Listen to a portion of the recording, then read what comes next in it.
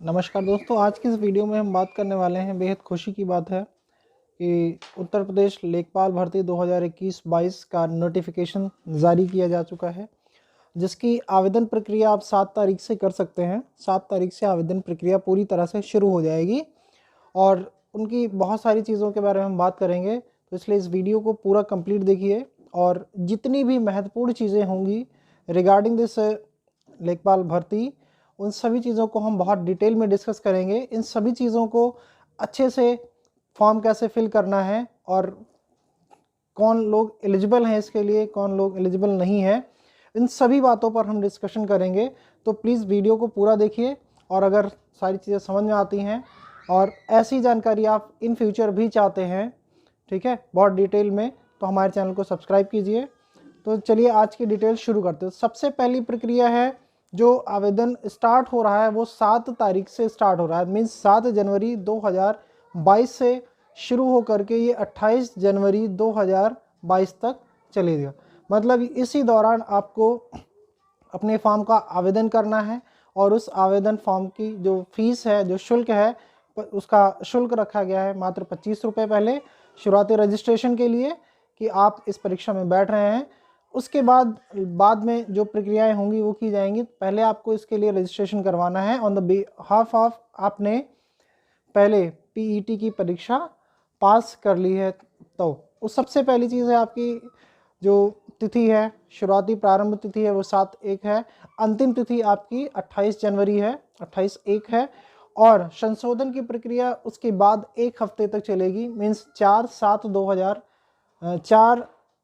फरवरी 2022 तक ये प्रक्रिया चलेगी। उसके बीच में आप संशोधन भी कर सकते हैं और उन चीज़ों के बारे में डिस्कस करेंगे जिन चीज़ों में आप संशोधन कर सकते हैं और जिनमें संशोधन आप नहीं कर सकते हैं। जैसे जो परीक्षा दी है पीटी की, उस पीटी परीक्षा के रजिस्ट्रेशन के प्रमाणीकरण के लिए कि आप उस पीटी परीक्षा में बैठे थे या नहीं बैठे थे, वो तो उसके लिए आपके पास 2 मेथड दिए गए हैं। एक रजिस्ट्रेशन ओटीपी का मेथड है और एक है आपका पर्सनल डिटेल मेथड, जिसमें आप पर्सनल डिटेल में आप अपनी जन्मतिथि, रजिस्ट्रेशन नंबर और उत्तर प्रदेश का मूल निवासी जैसी संबंधित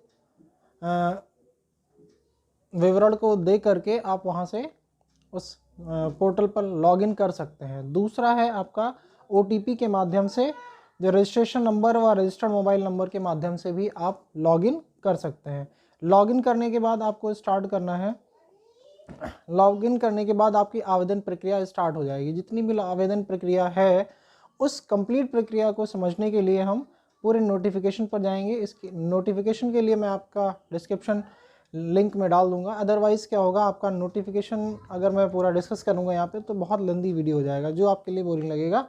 दैट्स वाई उसका लिंक मैं आपको, उसका पीडीएफ मैं आपको प्रोवाइड करा दूंगा और उसी लिंक पर जा करके आप वहाँ से पीडीएफ चेक कर सकते हैं और पूरी पीडीएफ की जो आवेदन की प्रक्रिया की डिटेल है आप वहाँ से देख भी पाएंगे। उससे जो महत्वपूर्ण चीज़ें हैं, जो मेन चीज़ें हैं, उन चीज़ों को हम इस वीडियो में के थ्रू डिस्कस करेंगे।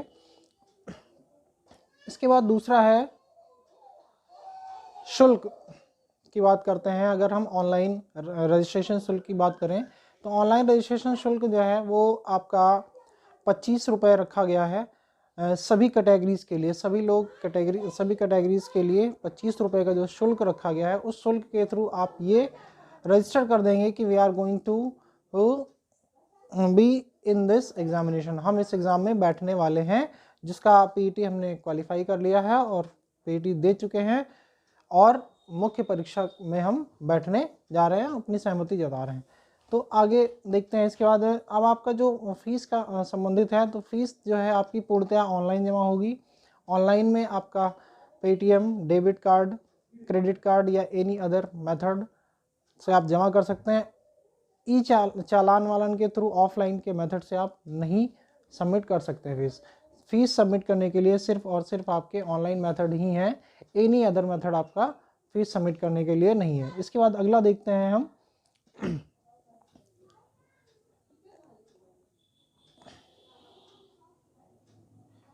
इसके बाद जो बात करते हैं हम आवेदन प्रक्रिया की में संशोधन की, तो संशोधन की अगर हम बात करते हैं तो संशोधन अगर हमें करना है तो इसमें साफ साफ लिखा है कि आवेदन अभ्यर्थी अपने आवेदन पत्र में निम्नलिखित विवरण को ही संशोधित कर सकता है।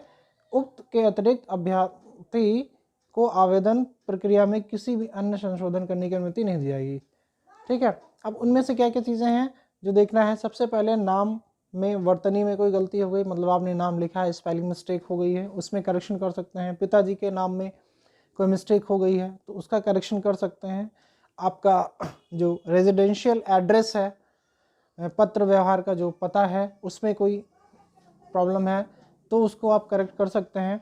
अन्य व्यक्तिगत विवरण जैसे EWS या एनी अदर व्यक्तिगत विवरण है इस टाइप का, या क्षैतिज आरक्षण जैसे श्रेणी DFF, इन सब चीज़ों में, या लिंग परिवर्तन में आप परिवर्तन कर सकते हैं। आवेदन में अनिवार्य अधिमानी अर्हता दर्ज किया गया विवरण भी आप परिवर्तित कर सकते हैं। इसके अलावा कोई भी संशोधन आप नहीं कर पाएंगे। ये सभी संशोधन आपके 4/2/2022 तक होंगे, मतलब 4 फरवरी 2022 तक ही कर पाएंगे। इसके बाद आपका कोई भी आवेदन का जो संशोधन है वो स्वीकार नहीं किया जाएगा। इसके बाद पदों का विवरण दिया गया है। पदों का विवरण जो है आप सभी जानते हैं कि अनारक्षित वर्ग के लिए 3271 पद हैं, अनुसूचित जाति के लिए 1690 पद हैं और अनुसूचित जनजाति के लिए 152 पद हैं। अन्य पिछड़ा वर्ग के लिए 2174 है, मतलब 2174 पद हैं।